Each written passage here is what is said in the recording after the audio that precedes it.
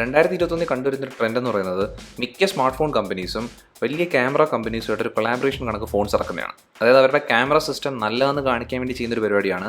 അല്ലെങ്കിൽ അതിനകത്ത് കുറേയൊക്കെ ബെനിഫിറ്റ് വരുന്ന ഫോൺസും ഉണ്ട്. അതിൽ തന്നെ നമ്മൾ വൺ പ്ലസിൻ്റെയും ഹാസൽ ബ്ലാൻഡിൻ്റെയും ഒരു കൊളാബറേഷൻ കണ്ടാണ്. അത് ഇവിടെ കാണുന്നത് വിവോൻ്റെയും സൈസിൻ്റെയും കൂടിയാണ്. അത് നമ്മളിവിടെ റിവ്യൂ ചെയ്യുന്നതെന്ന് വെച്ച് കഴിഞ്ഞാൽ വിവോൻ്റെ X60 Pro ആണ്. ഈ X60 സീരീസിനകത്ത് നമുക്ക് വേറെ 2 ഫോൺസും കൂടെ ഉണ്ട്. പക്ഷേ X60 Pro എന്ന് പറയുന്നത് അതിൻ്റെ നടുക്ക് നിൽക്കുന്ന ഒരു ഫോണാണ്. അത് ഈ ഫോൺ ഉപയോഗിച്ചതിന് ശേഷം എനിക്ക് തോന്നിയൊരു കാര്യം എന്ന് വെച്ച് കഴിഞ്ഞാൽ ഈ ഒരു പ്രൈസ് പോയിന്റിനകത്ത് ഏറ്റവും നല്ല ക്യാമറ സിസ്റ്റം വരുന്ന ഒരു ഫോൺ തന്നെയാണ് ഈ വിവോ X60 Pro എന്ന് പറയുന്നത്. അത് ഇതിനകത്ത് ക്യാമറ സിസ്റ്റം മാത്രമല്ല, ബാക്കിയുള്ള കാര്യങ്ങളും വിവോ നല്ലോണം ചെയ്തിട്ടുണ്ട്. അതിൽ തന്നെ നമുക്കിവിടെ പോരായ്മയായിട്ട് പറയേണ്ട കാര്യങ്ങൾ എന്ന് പറഞ്ഞാൽ വളരെ കുറച്ച് മാത്രമേ ഉള്ളൂ.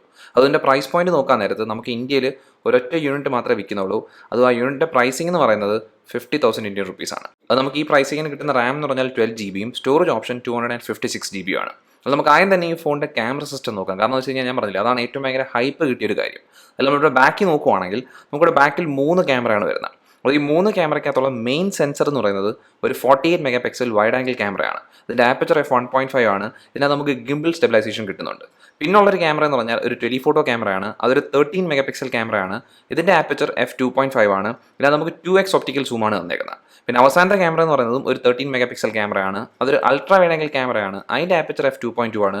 അത് ഇതിന് 120 ഡിഗ്രി ഫീൽഡ് ഓഫ് വ്യൂ ആണ് കിട്ടിയേക്കുന്നത്. അതിവിടെ നമ്മൾ എടുക്കുന്ന ഫോട്ടോസ് നോക്കുവാണെങ്കിൽ ഈ 3 ക്യാമറാസും ഏറ്റവും നല്ല ഫോട്ടോസാണ് എടുക്കുന്നത്. പ്രത്യേകിച്ച് നമുക്ക് നല്ല ലൈറ്റുള്ള സിറ്റുവേഷനകത്താണെങ്കിൽ ഈ 3 ക്യാമറയിൽ നിന്ന് വരുന്ന ഫോട്ടോസിനകത്തും ഒരു കംപ്ലയിൻറ്റും പറയില്ല.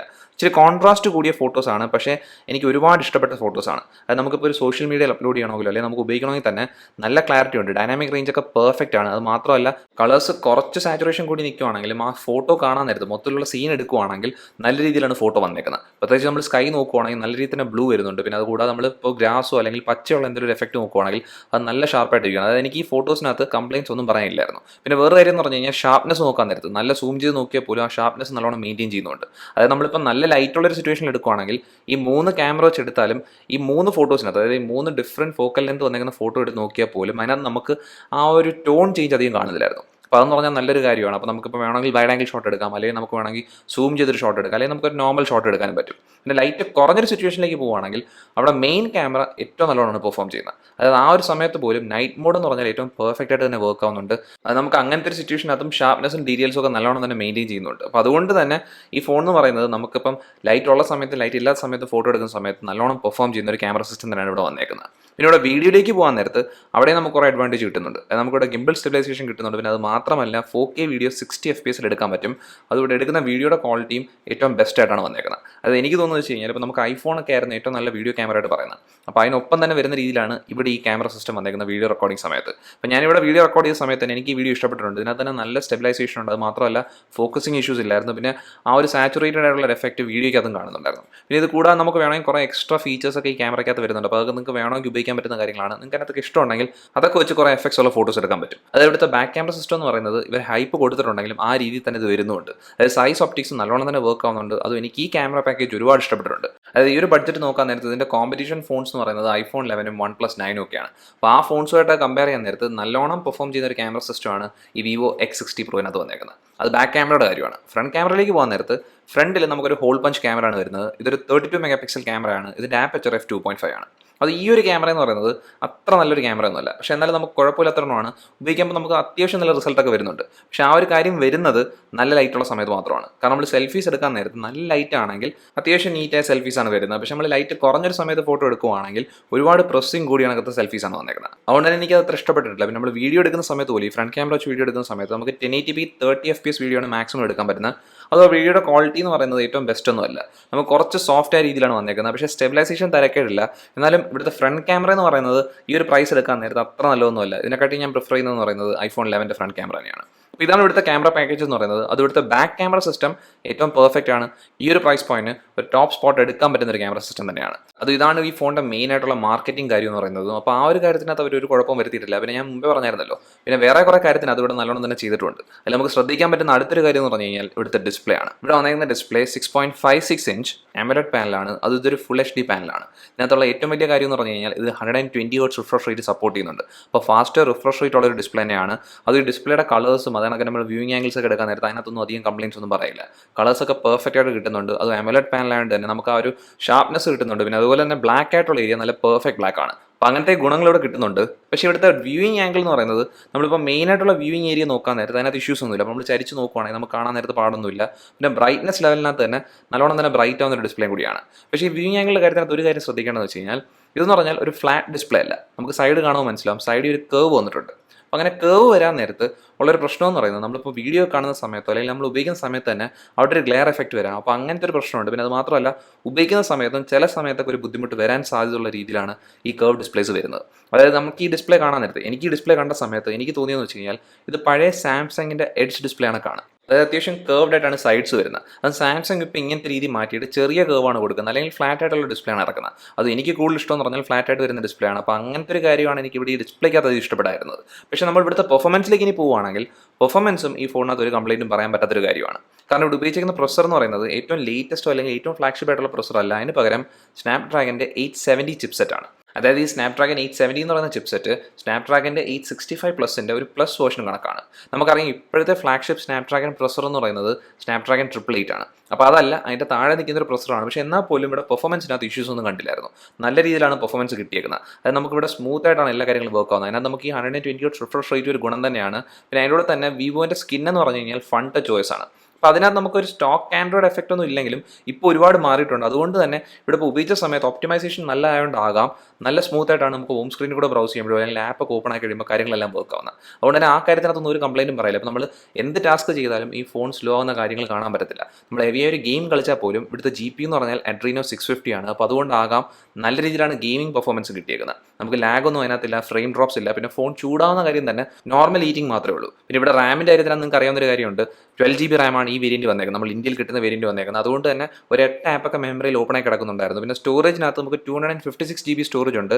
അത് UFS 3.1 സ്റ്റോറേജ് ആണ്. പക്ഷേ നമുക്കിവിടെ എക്സ്പാൻഡ് ചെയ്യാനുള്ള ഓപ്ഷൻ ഒന്നുമില്ല. എന്നാലും എക്സ്പാൻഡ് ചെയ്യാനുള്ള ഓപ്ഷൻ ഇല്ലാത്ത എനിക്കൊരു പോരായ്മയായിട്ട് തോന്നുന്നില്ല. കാരണം 256GB സ്റ്റോറേജ് എന്ന് പറയുന്നത് അത്യാവശ്യം ഉള്ള കണക്കാണ്. അതായത് നമുക്കിപ്പോൾ ഒരു ലോങ് ടേം യൂസ് നോക്കിയാൽ പോലും അത്രയും സ്റ്റോറേജ് ഒക്കെ മതിയാവും. അപ്പോൾ ഇതാണ് ഇവിടുത്തെ പെർഫോമൻസ് കാര്യം എന്ന് പറയുന്നത്. അതായത് നമുക്ക് നല്ലൊരു പ്രൊസറും പിന്നെ അതിനകത്ത് നല്ല റാമും സ്റ്റോറേജും ഒക്കെ വന്നേക്കുന്നുണ്ടും പിന്നെ 128 റിഫ്രഷ് റേറ്റുള്ള ഡിസ്പ്ലേ പാനലും കൂടെ ആയതുകൊണ്ട് തന്നെ യൂസർ എക്സ്പീരിയൻസിലാണ് നിങ്ങൾ ഒട്ടും പേടിക്കേണ്ട ആവശ്യമില്ല. നല്ലോണം എൻജോയ് ചെയ്യാൻ പറ്റുന്ന രീതിയിലാണ് വന്നേക്കുന്നത്. അത് ഇവിടുത്തെ സ്കിന്നിനകത്ത് തന്നെ ഇപ്പോൾ കുറേ മാറ്റങ്ങളൊക്കെ വന്നിട്ടുണ്ട്. എനിക്ക് എന്നാലും ഈ വിവോൻ്റെ ഫൺ ടച്ച് OS അത്ര ഇഷ്ടമൊന്നുമല്ല. പക്ഷേ എന്നാലും നമുക്ക് പണ്ടത്തെ കണക്കല്ല, അതിനെക്കാട്ടിയും ബെറ്റർ ആയിട്ടാണ് ഇപ്പോൾ നിൽക്കുന്നത്. അത് ഇതൊരു ഏറ്റവും നല്ലൊരു കാര്യമാണ്. കാരണം എന്ന് വെച്ച് കഴിഞ്ഞാൽ നമുക്ക് ക്യാമറയുടെ കൂടെ തന്നെ നല്ല ഡിസ്പ്ലേയും പിന്നെ നല്ല പെർഫോമൻസ് വന്നേക്കുന്നതുകൊണ്ട് തന്നെ ഈ 3 മെയിൻ ആയിട്ടുള്ള ഫാക്ടേഴ്സ് വിവോ നല്ലോണം ചെയ്തിട്ടുണ്ട്. ഇനി അടുത്തൊരു കാര്യം വിവോയുടെ നല്ലോണം ചെയ്തേക്കുന്നത് പറയുന്നത് ഇവിടുത്തെ ബിൽഡ് ക്വാളിറ്റിയാണ്. ഞാൻ ഡിസൈൻ എടുത്ത് പറയുന്നില്ല, കാരണം ഡിസൈൻ എന്ന് പറയുന്നത് നമ്മൾ കണ്ട് പഴകിയ ഒരു ഡിസൈൻ തന്നെയാണ്. പക്ഷേ ഇവിടുത്തെ ബിൽഡ് ക്വാളിറ്റി നോക്കാൻ നേരത്ത് പെർഫെക്റ്റ് ബിൽഡ് ക്വാളിറ്റിയാണ്. അതായത് ആദ്യം തന്നെ മെറ്റീരിയൽസ് നോക്കുവാണെങ്കിൽ നമുക്ക് ഫ്രണ്ടിലും ബാക്കിലും ഗ്ലാസ് ആണ്. അതായത് ഗൊറില്ല ഗ്ലാസ് 6 ആണ്. പിന്നെ ഫ്രെയിം എന്ന് പറഞ്ഞാൽ അലുമിനിയം ഫ്രെയിമാണ്. അപ്പോൾ അവിടെ ഒന്നും കോസ്റ്റ് കട്ടിങ് ചെയ്തിട്ടില്ല. പിന്നെ അത് മാത്രമല്ല ഈ ഫ്രെയിമും ഗ്ലാസും ഒക്കെ ജോയിൻ ആവുന്ന സ്ഥലം നോക്കുവാണെങ്കിൽ തന്നെ നല്ല രീതിയിലാണ് വന്നേക്കുന്നത്. അതായത് ഒരു ഗ്യാപ്പോ അല്ലെങ്കിൽ ഫോണിനകത്ത് അങ്ങനെ ഫോൺ വളയുന്ന പ്രശ്നങ്ങളൊന്നും കണ്ടുമില്ല. ഫോൺ വളയുന്ന കാര്യം എടുത്ത് പറയേണ്ടതുണ്ട്. കാരണം വെച്ചാൽ ഈ ഫോണിൻ്റെ തിക്നെസ് പറഞ്ഞാൽ വളരെ കുറവാണ്, 7.6 mm തിക്നെസ് ഉള്ളൂ. അപ്പോൾ അങ്ങനെ വന്നേക്കുന്നതുകൊണ്ട് തന്നെ നമുക്ക് ഫോൺ വളയുന്നുള്ള പേടി ഉണ്ടെങ്കിൽ അങ്ങനത്തെ ഒരു പ്രശ്നമില്ലായിരുന്നു. പിന്നെ ഫോൺ ഒരുപാട് വെയിറ്റും ഇല്ല. അപ്പോൾ അതും എടുത്ത് പറയേണ്ട ഒരു കാര്യം തന്നെയാണ്. പിന്നെ ഇവിടെ ബട്ടൺസ് നോക്കുവാണെങ്കിൽ നല്ല ടാക്ടൈൽ ഫീഡ്ബാക്ക് തരുന്ന ബട്ടൺസ് തന്നെയാണ്. അതായത് നമുക്ക് ഇവിടുത്തെ വോളിയം ബട്ടൺ നോക്കിയാലും പവർ ബട്ടൺ നോക്കിയാലും ഒക്കെ അത് കിട്ടുന്നുണ്ട്. പിന്നെ പവർ ബട്ടണിനകത്ത് നമുക്കിവിടെ ഒരു ചെറിയ ടെക്സ്ചർ ചേഞ്ചും കൊടുത്തിട്ടുണ്ട്. അപ്പോൾ നമുക്ക് പവർ ബട്ടൺ മനസ്സിലാവാൻ പറ്റുന്ന രീതിയിലാണ് ചെയ്തേക്കുന്നത്. ഇവിടെ പോർട്ട് എടുക്കുവാണെങ്കിൽ നമുക്കിവിടെ ഒരു ഒറ്റ പോർട്ട് മാത്രമേ ഉള്ളൂ, അത് USB-C പോർട്ടാണ്. അപ്പോൾ ഇതെല്ലാം നല്ല കാര്യങ്ങൾ തന്നെയാണ്. പക്ഷേ ഞാൻ പറഞ്ഞില്ല, ഡിസൈൻ്റെ കാര്യം ഞാൻ എടുത്ത് പറയാത്ത കാര്യം എന്ന് വെച്ച് കഴിഞ്ഞാൽ ഡിസൈൻ എന്ന് പറയുന്നത് നമ്മൾ കണ്ടുപഴകിയ ഒരു ഡിസൈനാണ്. ഇങ്ങനെ കേർവ്ഡ് ഫ്രണ്ട് വന്നേക്കുന്നത്, പിന്നെ ബാക്കിൽ എന്ന് പറയുന്നത് നമുക്ക് റെക്ടാങ്കിൾ ക്യാമറ മോഡലൊക്കെ വരുന്നത് നമ്മൾ കണ്ടുപഴകിയ ഒരു ഡിസൈനാണ്. അതുകൊണ്ട് തന്നെ അത് വലിയ ഹൈപ്പ് കൊടുക്കേണ്ട ഒരു കാര്യമില്ല. പക്ഷേ ഇവിടെ ഹൈപ്പ് ഇട്ട് പറയേണ്ട വേറെ കാര്യങ്ങളുണ്ട്. അതെന്ന് പറഞ്ഞാൽ ഇവിടുത്തെ ഫിംഗർ പ്രിൻറ്റ് സ്കാനറാണ്. ഇതൊരു ഇൻ ഡിസ്പ്ലേ ഫിംഗർ പ്രിൻറ്റ് സ്കാനറാണ്. അതൊരു ഒപ്റ്റിക്കൽ സ്കാനറാണ്. അത് ഈ സ്കാനറിൻ്റെ ആക്യുറസിയും സ്പീഡും എല്ലാം അത്യാവശ്യം നല്ലോണമാണ് വന്നേക്കുന്നത്. അപ്പോൾ അതുകൊണ്ട് തന്നെ എനിക്ക് ആ സ്കാനർ ഇഷ്ടപ്പെട്ടിട്ടുണ്ട്. പക്ഷേ ഇവിടെ ഞാൻ എത്ര നേരം പറഞ്ഞ കാര്യങ്ങളെല്ലാം എനിക്ക് ഇഷ്ടപ്പെട്ട കാര്യങ്ങളാണെങ്കിൽ ഇതിനകത്ത് ഇഷ്ടപ്പെടാത്ത കാര്യങ്ങൾ 2-3 ഉണ്ട്. അതിൽ എടുത്ത് പറയേണ്ടതെന്ന് വെച്ച് കഴിഞ്ഞാൽ ഇവിടുത്തെ ബാറ്ററി ബാക്കപ്പാണ്. അതായത് ബാറ്ററി ബാക്കപ്പ് വളരെ ആവറേജ് ആയിട്ടാണ് എനിക്ക് കിട്ടിക്കൊണ്ടിരുന്നത്. അത് ഇവിടുത്തെ ബാറ്ററി കപ്പാസിറ്റി നോക്കുവാണെങ്കിൽ അത്യാവശ്യം വലുതാണ്. 4200 mAh ബാറ്ററിയാണ് വന്നേക്കുന്നത്. പക്ഷേ ഞാൻ 120 റിഫ്രഷ് റേറ്റിൻ്റെ സെറ്റിംഗ് ഓൺ ആക്കിയിട്ട് ഉപയോഗിച്ച സമയത്ത് എനിക്ക് കിട്ടിയ സ്ക്രീൻ ഓൺ ടൈം എന്ന് പറയുന്നത് ഒരു 4.5 മണിക്കൂർ റേഞ്ചിലാണ്. അതൊരു അത്യാവശ്യം ഹെവി യൂസിലാണ് അങ്ങനെ വന്നേക്കുന്നത്. അപ്പോൾ അങ്ങനെ വരാൻ നേരത്ത് എനിക്ക് എൻ്റെ ബാറ്ററി എന്ന് പറഞ്ഞാൽ ഒരു പോരായ്മയായിട്ട് തോന്നിയിട്ടുണ്ട്. പ്രത്യേകിച്ച് നമ്മൾ ക്യാമറ ഒരുപാട് നേരം ഉപയോഗിക്കുകയാണെങ്കിൽ പെട്ടെന്ന് തന്നെ ബാറ്ററി പോകണുണ്ടായിരുന്നു. അത് ബാറ്ററി അങ്ങനെ പോകണോണ്ട് തന്നെ ഈ ഫോൺ ഉപയോഗിക്കുന്ന സമയം നിങ്ങൾ ശ്രദ്ധിച്ചോണം. ഇപ്പോൾ നിങ്ങൾ ഭയങ്കര ഒരു ഹെവി യൂസർ ആണെങ്കിൽ നിങ്ങൾക്ക് ഒരു ദിവസം തന്നെ 2 വട്ടമൊക്കെ ചാർജ് ചെയ്യേണ്ട അവസ്ഥ വരും. അത്യാവശ്യം വലിയൊരു ബാറ്ററി ഉണ്ടായിട്ട് പോലും. അപ്പോൾ ചാർജിങ്ങിൻ്റെ കാര്യത്തിലേക്ക് വരാൻ നേരത്ത് നമുക്ക് ചാർജിങ്ങിനകത്തൊരു നല്ലൊരു കാര്യമുണ്ട്. അതായത് നമുക്കിവിടെ ഫാസ്റ്റ് ചാർജിങ് സപ്പോർട്ട് വരുന്നുണ്ട്. അപ്പോൾ ഫാസ്റ്റ് ചാർജിങ് സപ്പോർട്ട് എന്ന് പറഞ്ഞാൽ നമുക്ക് ഫോണിൻ്റെ കൂടെ തന്നെ 33 വാട്ട് ഫാസ്റ്റ് ചാർജർ കിട്ടുന്നുണ്ട്. അത് നമ്മൾ ഈ ചാർജർ വെച്ച് ചാർജ് ചെയ്യുവാണെങ്കിൽ നമുക്ക് 10% നിന്ന് 100% ആക്കാൻ വേണ്ടി 1 മണിക്കൂറിന് താഴെ സമയം എടുക്കും. പക്ഷേ നമുക്കിവിടെ വേറെ കാര്യം ശ്രദ്ധിക്കേണ്ടതെന്ന് വെച്ച് കഴിഞ്ഞാൽ ഇപ്പോൾ നിങ്ങൾക്ക് ഇവിടെ വയർലെസ് ചാർജിങ് സപ്പോർട്ട് ഉണ്ടോ എന്ന് സംശയം ഉണ്ടെങ്കിൽ അങ്ങനത്തെ ഒരു ചാർജിങ് സപ്പോർട്ട് കിട്ടുന്നില്ല. അപ്പോൾ വയർലെസ് ചാർജിങ് വരാത്തതുകൊണ്ട് ചിലവർക്ക് അതൊരു പോരായ്മയായിട്ട് തോന്നാം. പിന്നെ അതാണ് തന്നെ ഈ ഫോണിന് ഫോണിന് ഒഫീഷ്യലായിട്ട് ഒരു IP റേറ്റിംഗും വരുന്നുമില്ല. അപ്പോൾ അത് നിങ്ങൾ ശ്രദ്ധിച്ചോണം. അതിവിടെ പോരായ്മകൾ ഇനിയും ഉണ്ട്. അതിനകത്ത് തന്നെ ഇനി എടുത്ത് പറയേണ്ട വേറെ കാര്യം എന്ന് വെച്ച് കഴിഞ്ഞാൽ ഇവിടുത്തെ സ്പീക്കർ സിസ്റ്റമാണ്. അതായത് ഈ ഫോണിന് നമുക്ക് ഹെഡ്ഫോൺ ജാക്ക് കിട്ടുന്നില്ല. അത് ഇവിടുത്തെ സ്പീക്കർ നോക്കാൻ നേരം നമുക്ക് ഒരൊറ്റ സ്പീക്കർ മാത്രമേ വരുന്നുള്ളൂ.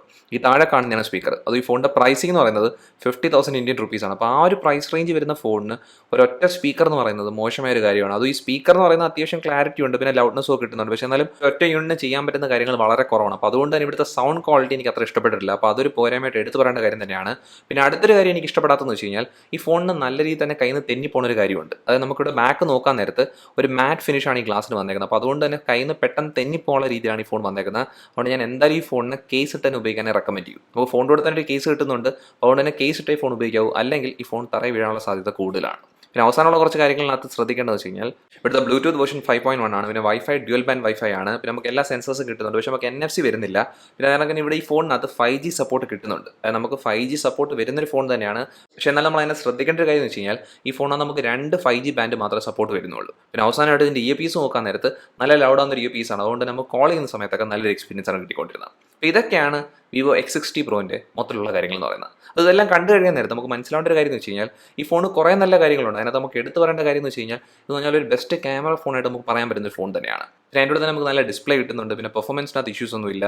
പിന്നെ അതുപോലെ തന്നെ ഇവിടുത്തെ ബിൽഡ് ക്വാളിറ്റി എന്ന് പറഞ്ഞാൽ പെർഫെക്റ്റ് തന്നെയാണ്. പക്ഷേ ഈ ഫോണിന് പോരായ്മകളും ഉണ്ട്. അതായത് നമുക്ക് ബാറ്ററി ബാക്കപ്പ് ഒരു വലിയ പോരായ്മയാണ്. പിന്നെ അതിനൊക്കെ തന്നെ സ്പീക്കർ സിസ്റ്റം എനിക്ക് ഇഷ്ടപ്പെട്ടില്ല. പിന്നെ ഫോണിൻ്റെ ഡിസൈനിനകത്ത് അധികം പ്രത്യേകത ഒന്നും വരുന്നില്ലെന്ന് മാത്രമല്ല ഫോൺ കയ്യിൽ നിന്ന് തെന്നിപ്പോകാൻ സാധ്യത കൂടുതലുള്ള ഒരു ഡിസൈൻ കണക്കാണ്. പക്ഷേ നമ്മൾ ഈ ഒരു സെഗ്മെന്റ് എടുക്കാൻ നേരത്ത് നല്ലൊരു ഓപ്ഷനായി നിൽക്കുന്ന ഒരു ഫോണാണ് ഈ Vivo X60 Pro എന്ന് പറയുന്നത്. അതായത് നമുക്ക് ഇതിൻ്റെ അഡ്വാൻറ്റേജ്, അതായത് നമുക്ക് ഇതിൻ്റെ ബെനിഫിറ്റ്സ് എല്ലാം നമുക്ക് ഒരുപാട് ഇഷ്ടപ്പെട്ടതാണെങ്കിൽ നമുക്ക് അതാണ് കൂടുതൽ പ്രയോറിറ്റി എങ്കിൽ ഈ ഫോൺ എടുക്കുന്നതുകൊണ്ട് ഈ ഒരു പ്രൈസിങ്ങിന് നല്ലൊരു ഓപ്ഷൻ തന്നെയാണ്. പക്ഷേ നമുക്ക് ഇതിനകത്ത് ഉള്ള പോരായ്മകൾ നിങ്ങൾക്ക് ഒരുപാട് പ്രശ്നമായിട്ട് തോന്നുവാണെങ്കിൽ നിങ്ങൾക്ക് വേറെ ഓപ്ഷൻസും ഈ ബഡ്ജറ്റിനകത്തുണ്ട്.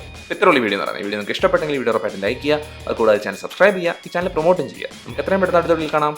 അതുവരെ ബൈ.